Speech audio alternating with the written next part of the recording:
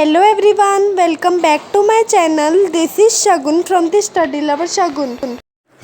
अभी हम बात करेंगे क्लास 10th के चैप्टर नंबर 3 हिस्ट्री में, जिस चैप्टर का नेम है नेशनलिज्म इन इंडिया। और इस वीडियो को देखने से पहले मेरे चैनल को सब्सक्राइब भी कर देना, लाइक भी एंड शेयर भी।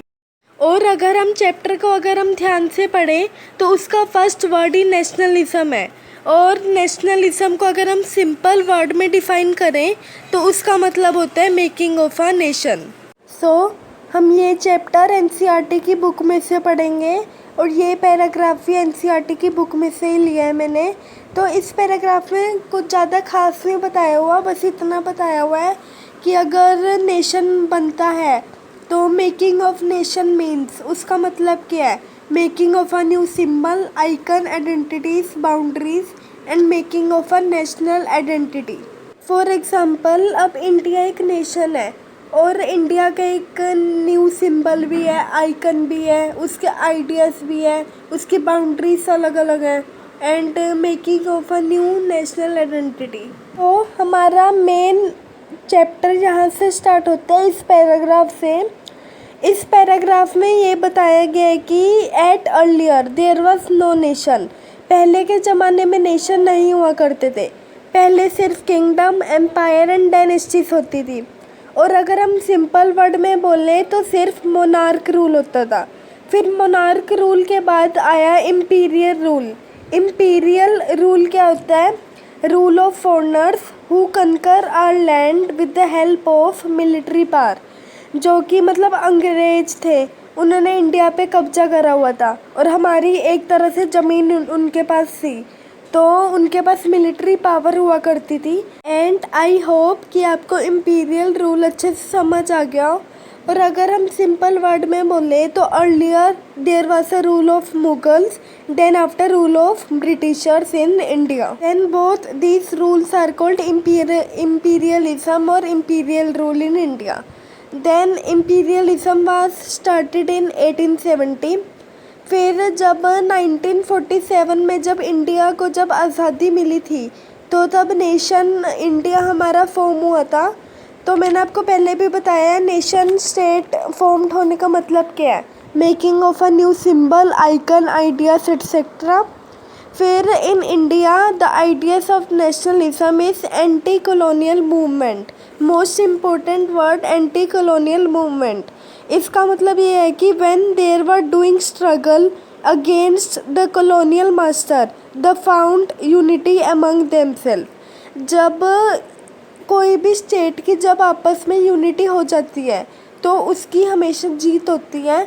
और अगर इन इंडिया में भी यूनिटी मिली तो तभी इंडिया की जीत हुई। अगर इंडिया में अगर यूनिटी ना होती तो इंडिया कभी भी नेशन स्टेट आज नहीं बन पाता। देन आफ्टर जो कांग्रेस के जो लीडर थे महात्मा गांधी, उन्होंने एक ट्राई किया ताकि मतलब लार्ज ग्रुप बन सके और एक न्यू एक बिग मूवमेंट एक लॉन्च हो सके ताकि वो हेल्पफुल होए to gain independence from the Britishers in India. So in this chapter हम 3 मूवमेंट के बारे में पढ़ेंगे, जो कि Satyagraha movement, non cooperation movement and civil disobedience movement. और हम कह सकते हैं the time period between 1915 and 1935। So number 1 में द फर्स्ट वर्ल्ड वार आता है।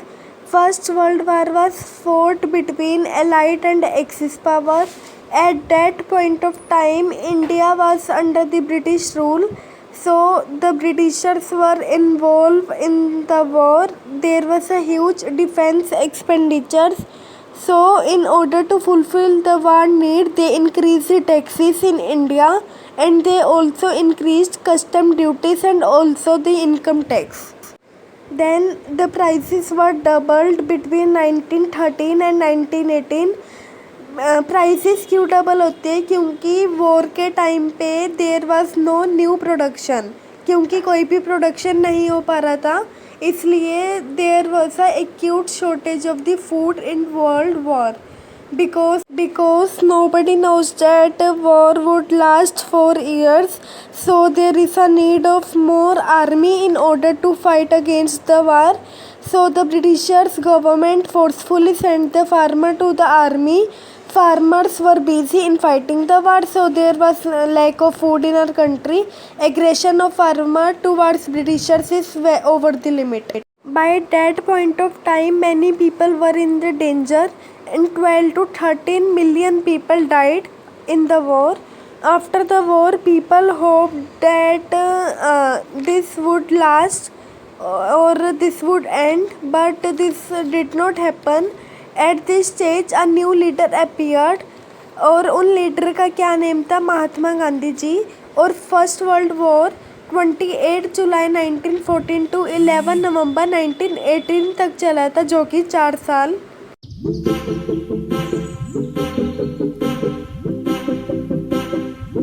आई होप कि आपको जितना पढ़ाया हो उतना समझ आया हो.